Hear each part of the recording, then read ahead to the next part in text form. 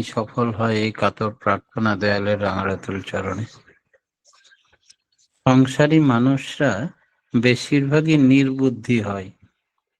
রামকৃষ্ণ ঠাকুর বলছেন যে টাকা মাটি, মাটি টাকা।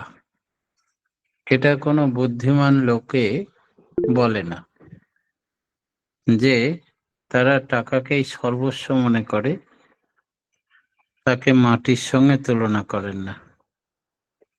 আর মহাপুরুষ যুগপুরুষোত্তম শ্রী শ্রী ঠাকুর অনুকূল চন্দ্র বললেন, নির্বুদ্ধিতা কাকে বলে জানো? যারা সাংসারিক উন্নতির জন্য, টাকা পয়সা রোজগারের জন্য পৃথিবীর সব থেকে বড় বিষয় বলে মনে করে এবং বড় করে ভাবে, এবং সেই দিক দিয়ে ঠিক করে পরে ইষ্টের কাজ করতে চায়, আগে প্রচুর টাকা কামিয়ে নি, এই যাদের ধ্যান ধারণা, সেইখানেই তাদের নির্বুদ্ধিতার পরিচয়। যেটা কখনো হবার নয়, তাই তারা হওয়াতে চায়। তা কি কখনো হয়? ঠেকে ঠেকে, ঠোকে ঠোকে, ঠক্কর খেয়ে খেয়ে পথ চলা। আর এই পথ চলতে চলতেই তখন প্রত্যেকটা দিনে ঠক্করই হচ্ছে তাদের মস্ত বড় শিক্ষক। মোট কথা, বউ ছেলের জন্য গুরু ধরা। তারা সব সময় যেন ছেলের মঙ্গল, স্ত্রীর মঙ্গল, পরিবারের মঙ্গল, অভাব অনটন দূর হয়ে যায়, তার জন্যই শুধু ঠাকুরকে বলে। মন্দের ভালো, বোকারা এটুকু বুঝুক না বুঝুক, নারায়ণকে খুশি করতে পারলে লক্ষ্মী যে আপনি এসে ধরা দেয়। যে অবস্থায়, যে পরিস্থিতিতেই থাকো না কেন, নারায়ণকে মেনে চলো। তোয়াক্কা করো না নারায়ণকে, আর সতী লক্ষ্মী স্ত্রীর আরাধনা করো, তাতে কি লক্ষ্মী ধরা দেবেন? তিনিও তোমাকে এড়িয়ে চলবেন। তাই নারায়ণ মানে বৃদ্ধির পথ। মূর্ত নারায়ণে যুক্ত হয়ে তাকেই মুখ্য করে বাস্তবভাবে বুদ্ধির পথে, বিস্তারের পথে চলতে হবে, তবে নারায়ণের পূজা সার্থক হবে। লক্ষ্মীও তখন বরণ ডালা সাজিয়ে নিয়ে এসে ধরা দেবেন। এই বাদ মেনে চললেই উন্নতি অবাধ হয়। মানুষ প্রবৃত্তিপন্থী হয়ে পড়লে তার কাছে টাকা হয় বড়, মানুষ হয় ছোট। মানুষের সংসব হারিয়ে ফেলে, মানুষকে উপেক্ষা করে, বৃদ্ধির পথ, বিস্তারের পথে না চলে ক্ষয় এবং সংকোচের পথে চলতে ভালোবাসে। এইভাবে অন্ধ সংঘাতের ফলে ব্যর্থতার দিকে এগিয়ে যায়, শেষে আসে ডিপ্রেশন।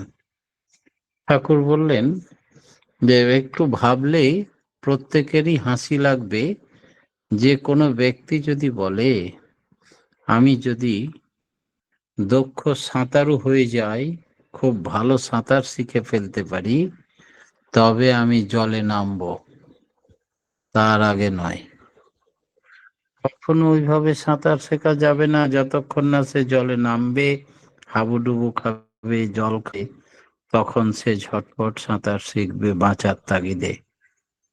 সেই জন্য যে অবস্থাতেই আছো, সেই অবস্থাতেই পরম পিতাকে নিয়ে চলো, তাতেই তুমি দক্ষ হয়ে উঠবে, দীক্ষা সার্থক হবে। হিংসাকে হিংসা করো, এই কথার অর্থ কি? অহিংসা পরম ধর্ম। হিংসা তো পরম ধর্ম নয়। হিংসাকে অটুট অক্ষত রাখতে অহিংসা প্রতিষ্ঠা হয় না। অহিংসার প্রতিষ্ঠার জন্য হিংসাকে সরাসরি ভাবে হিংসা করতে হবে।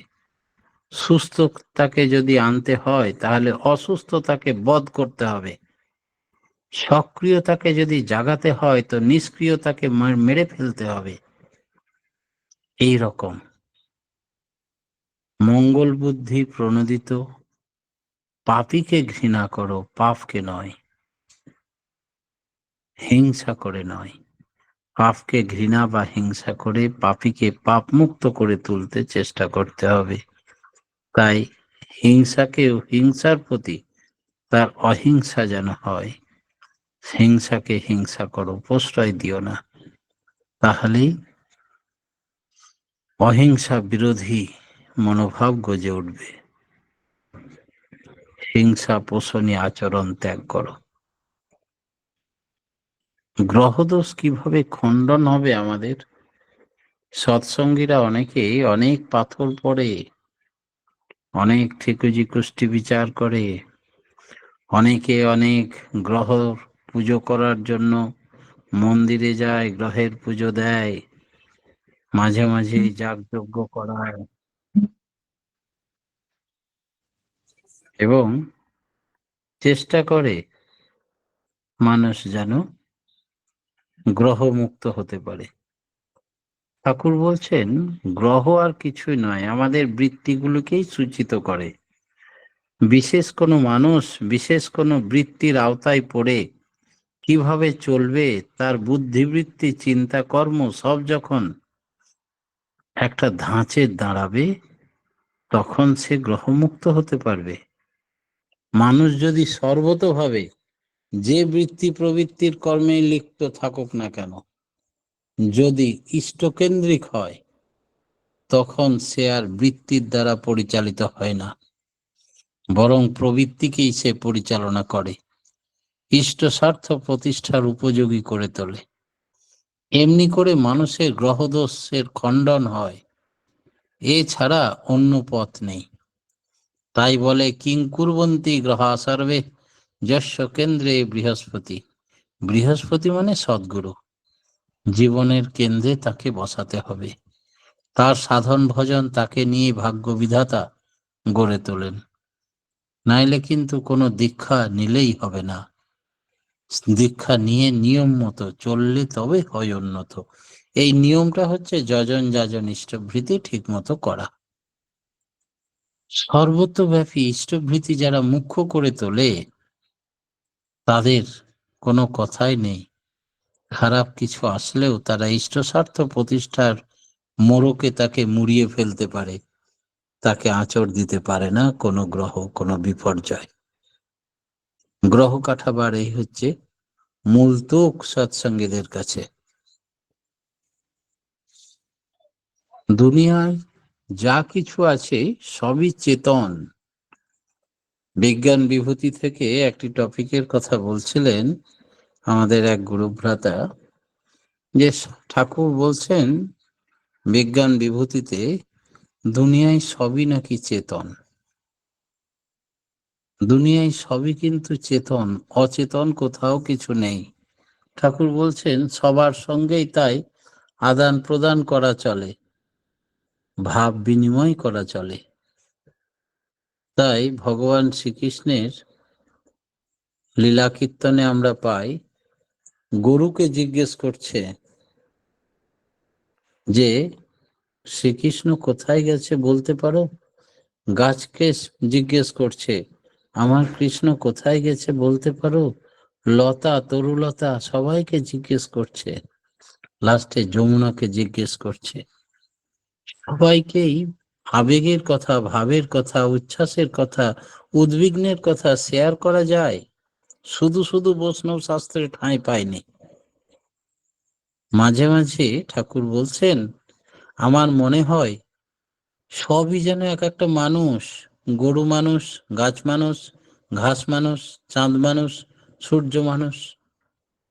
আবার কখনো দেখি সবই যেন আমি, গাছ আমি, পোকা আমি, রাম আমি, শ্যাম আমি, এক আমি এত হয়েছি, আমি আমার সঙ্গে এত সব কাণ্ড কারখানা করছি।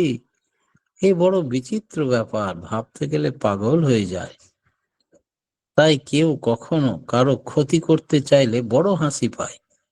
ভাবি পরম পিতার আবার একই লীলা, তিনি সবকে সৃষ্টি করলেন, একই ব্যক্তি বিভিন্ন রূপে, বিভিন্ন ছাঁচে, বিভিন্ন ধাঁচে, আবার একজন আর একজনকে হত্যা করতে যাচ্ছে, ক্ষতি করতে যাচ্ছে। কেউ কাউরির ক্ষতি করতে পারে? সবই তো তিনি। আপনারা জানেন, একটা বাস্তব ঘটনা বলি। আমি যখন দুমকা মন্দিরে থাকতাম, সেখানে ডক্টর কস্তুরী মুর্মু বলে একজন হোমিওপ্যাথি ডাক্তার মাঝে মাঝেই দেওঘর থেকে এসে থাকতেন। ঠাকুরের এসপিআর আমরাও সাদরে তাকে অভ্যর্থনা জানাতাম। ভোরবেলায় উঠে উষা কীর্তন করতাম একসঙ্গে। তো একদিন জিজ্ঞেস করলাম, কস্তুরীদা, আপনার চোখগুলো বীভৎস, আপনার চোখের দিকে তাকানো যায় না, মনে হয় কোনো খুনেরা, গুন্ডা, যেন কোনো প্রেম ভক্তি ভালোবাসার স্থান নাই। এত রুক্ষ সূক্ষ্ম মূর্তি কেন আপনার? কস্তুরীদা বলল যে এক সময় আমি বড় নকশালের নেতা ছিলাম, বহু মানুষকে খুন করেছি এই হাত দিয়ে। যখন ঠাকুর অনুকূল চন্দ্রকে খুন করতে এলাম, এবং তার মানে বলে ঠাকুর বাংলাদেশ থেকে এসে বিনা পয়সায় থাকা খাওয়ার ব্যবস্থা করেছেন সমস্ত ভক্তদের, আর পান্ডাদের সব বাড়ি ভাড়া দিত, আগে থাকা খাওয়ার অ্যারেঞ্জমেন্ট করে দিত, তার জন্য পয়সা নিত। সেই ব্যবসাটা চোপাট হয়ে যাচ্ছে। তখন ডেকলালকে দিয়ে যখন সফল হলো না, তখন খোঁজ করে করে আমার কাছে পৌঁছালো। আমি একেবারে রিভলভার নিয়ে হাজির। ঠাকুর অনুকূল চন্দ্রকে আজকে শেষ করে দেব। যখন কাছে গিয়ে দেখি যে রামচন্দ্র প্রভুকে আমি একমাত্র মানতাম, আর হনুমানজিকে, আর পাশেই দাঁড়িয়ে হাওয়া দিচ্ছে হনুমানজি, আর রামচন্দ্র বসে আছেন। আমি রিভলভার পকেট থেকে বার করে না নুকোতে পারছি, না গুলি ছুটতে পারছি। আমার প্রভুই বসে আছেন, আমি ভুল দেখছি না তো? বারবার দেখছি, হ্যাঁ, আমার প্রভু রামচন্দ্র বসে আছেন, আর পাশে শ্রী শ্রী বরদা হনুমান রূপ ধরে তিনি হাওয়া করছেন। আমি সারেন্ডার করলাম, তার চরণ প্রান্তে রিভলভারটা নামিয়ে দিলাম, প্রণাম করে বললাম, হে প্রভু, আমায় ক্ষমা করো, আমি ভুল করে তোমাকে হত্যা করার জন্য এসেছিলাম। পরবর্তীতে দীক্ষা হলো, সস্তায়নে হলো, এসপিআরের পাঞ্জা দিলেন ঠাকুর। যতদিন বাঁচলেন ঠাকুরের পবিত্র সহপ্রতি ঋত্বিকের কর্ম করতেন। তিনি হচ্ছেন ডক্টর কস্তুরী মুর্মু। তাহলে একটা মানুষ জানেই না যে কার ক্ষতি করতে যাচ্ছে, দয়া করে প্রভু তাকে ধরা দিলেন। সে যাকে ভালোবাসে, সেই বিলাভেড লর্ড গড, ইষ্ট দেবতা, তার রূপ ধরে তিনি দেখালেন। কাকে কিভাবে তিনি দর্শন দেবেন, ধরা দেবেন, এটা তার। ঠাকুর বললেন যে তার এবার অস্ত্র নেই হাতে, কিন্তু তার কাছে আছে প্রেম বাণ। এই বাণে আবদ্ধ করে তাকে পরাস্ত করলেন। তেমনি আমাদের যাদের একটু চেতনা হয়নি, তারা একে অপরকে হিংসা করি, ঈর্ষা করি, বদনাম করি, সমালোচনা করি, ক্ষতি করার চেষ্টা করি, আর এগুলো সব নিজেরই নিজে ক্ষতি করি।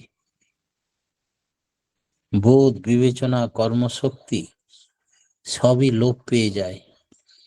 যদি সে একটু সুস্থ মানুষ হয়, যদি কপটতা ত্যাগ করে ইষ্টের কর্মে নাম ধ্যানে নিয়মিত লিপ্ত থাকে, 12 বছর সত্য কথা বলে, তাহলে সে যেমন বাকসিদ্ধ হয়ে যায়, তেমনি তার দিব্য চক্ষু দান হয়। সেই জন্যে তার বুদ্ধি সজাগ থাকে। তখন নিজের অভাবের চিন্তায় নিষ্ক্রিয়, নিষ্ফলতা, ব্যর্থতা, সব কারণ তার কাছে ধরা পড়ে। নির্বুদ্ধিতা কোথায় থাকে এবং কাদের উপরে? গ্রহদোষের খণ্ডন হয় কি করে? ঠাকুর বললেন, বৃত্তি প্রবৃত্তির যে কর্মেই মানুষ লিপ্ত থাক, ইষ্ট কর্মের মাতোয়ারা হলেই সব গ্রহর খণ্ডন সম্ভব।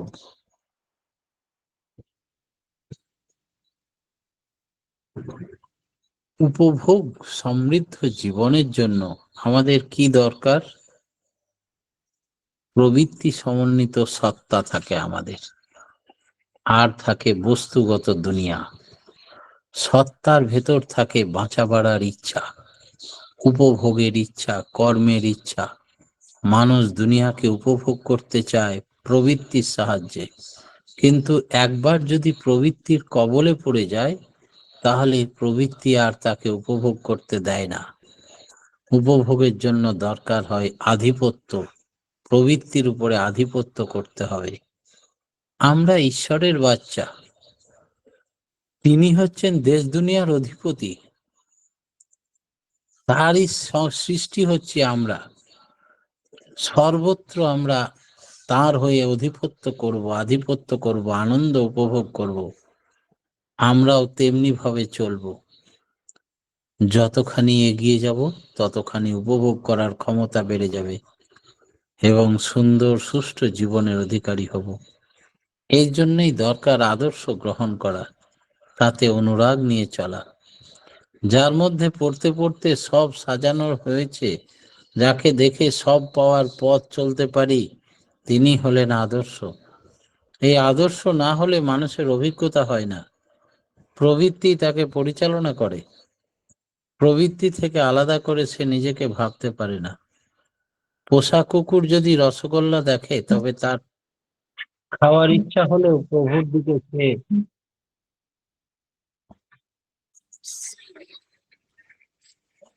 সে কিন্তু রসগোল্লার দিকে চেয়েও প্রভু না থাকলেও সে কুকুর খাবারে মুখ দিয়ে দেবে না। প্রভু নেই রসগোল্লা খেতে, দেখা মাত্রই সে মুখ বাড়ি দিবে, তা হবে না। প্রভুর প্রতি টান তাকে সংযম শেখায়। তাই আমাদের যদি প্রভুর প্রতি টান থাকে, তাহলে আমরাও প্রবৃত্তিকে নিয়ন্ত্রণ করতে পারবো, সংযমী হয়ে চলতে পারবো। আর এই সংযমী চলনই মানুষকে প্রকৃত উপভোগ করতে শেখায়। যে কথাটা ঠাকুর বলেছিলেন, সম্মুখে উপভোগের বস্তু মজুত রাখিয়া যে ত্যাগ, তাকেই প্রকৃত ত্যাগ বলে। এই কথাটা শুনেই তখনকার দিনের 13,000 শিষ্য নিয়ে সতীশচন্দ্র গোস্বামী তার শিষ্যের বাড়িতে এই বাণীটা টাঙানো দেখেই চমকে উঠলেন। বন্ধ হয়ে গেল কেন? কার লেখা এটা বলে তিনি জানতে চাইলেন। সেই মুহূর্তে শ্রী শ্রী ঠাকুর অনুকূলচন্দ্র সেখানে গিয়ে বললেন, আমারই লেখা দাদা, আমি কি কিছু ভুল লিখেছি? তারপরেই সতীশচন্দ্র গোস্বামীর দীক্ষা হয় ঠাকুরের সৎমন্ত্রে। প্রথম শিষ্য হয়েছিলেন তিনি 16ই জ্যৈষ্ঠ 1213 সাল। শ্রী শ্রী ঠাকুরের তার 13,000 শিষ্যকেও পরবর্তীতে ঠাকুরের সৎমন্ত্রে দীক্ষা দিয়ে দেন। তাই জীবনকে উপভোগ করতে হলে আমাদের সম্মুখে উপভোগ্য বস্তু রেখে তারপরে ত্যাগ করলে সেটা প্রকৃত ত্যাগ। মানুষের ভেতরে যদি নৈতিক দুর্বলতা থাকে, তাহলে কেমন মানুষ হবে সে? কঠোরভাবে চলতে সে ভয় পায়, পাছে তার দুর্বলতা প্রকাশ হয়ে যায়। তাই নিজেদের মান সম্মান বজায় রাখার জন্য পরস্পরের দুর্বলতাকে সমর্থন করে। যাদের যাদের দুর্বল আছে তাদেরকে সমর্থন করবে। বিবেক সবল হয় সে মিষ্ট, তেজ সন্দীপী কিন্তু আপোষ রফাহীন, রুষ্ঠ রূঢ় প্রতিবাদ করা, শ্রেয় নিষ্ঠা সমন্বিত দরদী ব্যক্তিত্বের পৌরুষ দীপ্ত অভিব্যক্তি তার থাকে না, মানুষকে শেষ পর্যন্ত শ্রদ্ধা সম্পন্ন করে তোলে না। তাই প্রবৃত্তির সঙ্গে আপোষ করা মানুষ সব সময় দুর্বল। মেধা নারী গজায়। শুনেছি রামকৃষ্ণ ঠাকুর বলতেন 12 বছর ব্রহ্মচর্য পালন করলে মেধা নারী গজায়। ব্রহ্মচর্য মানে বৃদ্ধির পথে চলা, ইষ্টের পথে চলা। ইষ্টের পথে চলতে চলতে মানুষের বেভুল চলন, বিভ্রান্ত চলন, বিস্মৃত চলন খতম হয়ে যায়। ইষ্ট স্বার্থ প্রতিষ্ঠার বুদ্ধি তার এমনই মগজগত হয়ে ওঠে যে কিছুতেই তার থেকে বিচ্যুত হয় না, এই সম্বন্ধে খেয়াল হারা হয় না, এই স্মৃতি চেতনা টনটনে থাকে। ভুলেও সে অন্য চলনে চলে না, বেচালে পা পড়ে না, এই অবগুণগুলো তার দূর হয়ে যায়, ইষ্ট স্বার্থ প্রতিষ্ঠার কাজে সদা সর্বদা লেগে থাকে। তাই বলেছেন মেধা নারী জন্মায়, অর্থাৎ স্মৃতি ও ধৃতি স্বভাবগত হয়ে সর্বক্ষণ তাতে জাগ্রত ও সক্রিয় থাকে।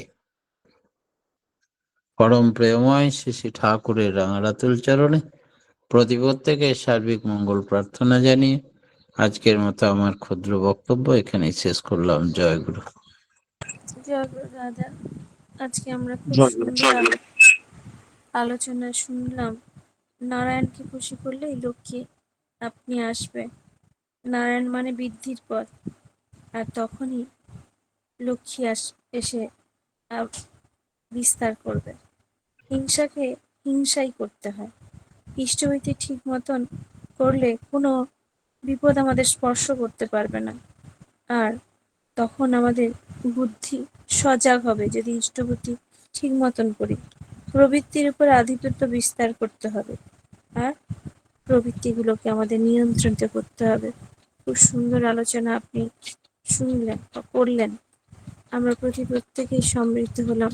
পরমপিতা রাঙারাতুল চরণে আপনার এবং আপনার পরিবার পারিপার্শ্বিকের সবার সুদীর্ঘ নিরোগী সচ্ছল জীবন প্রার্থনা করি। জয় গুরু দাদা। ভালো থাকুন, সুস্থ থাকুন, আর এইভাবে আলোচনা করে আমাদের প্রত্যেককে সমৃদ্ধ করুন। জয় গুরু।